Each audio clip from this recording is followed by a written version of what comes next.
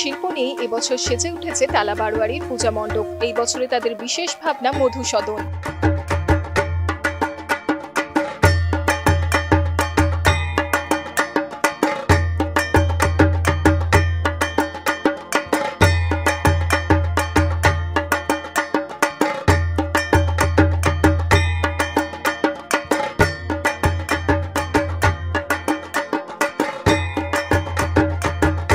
মধুসদনের মধু মানে হচ্ছে Madhubani art, world heritage art নিয়ে আমরা কাজ করেছি।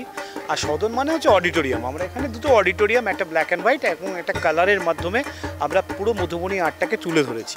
আমাদের এখানে একটাই উদ্দেশ্য যে যখন বাইরে থেকে কেউ আমাদের দেশে আসে তখন সে আমাদের দেশের ঐতিহ্য সংস্কৃতিকে দেখতে আসে, এবং আমরা যে intangible cultural heritage of humanity UNESCO যেটা পেয়েছি সেটা কিন্তু আমাদের সংস্কৃতি ঐতিহ্যের জন্য পেয়েছি। গত 5-10 বছর ধরে দেখা যাচ্ছে আমরা বড্ড বেশি পাশ্চাত্য সংস্কৃতির দিকে কলকাতা দুর্গাপুজো ঝুঁকছি। তো আমাদের যেটা আছে আমাদের মনে হয় যে সেটা পোর্ট্রে করাই উচিত। তাই এবার মধুবনীকে, এর আগে মধুবনী নিয়ে কাজ হয়েছে, কিন্তু মধুবনীকে 3 ডাইমেনশনাল ওয়ে জায়ান্ট ইনস্টলেশনের মাধ্যমে দেখানো কলকাতা শহরে এই প্রথম।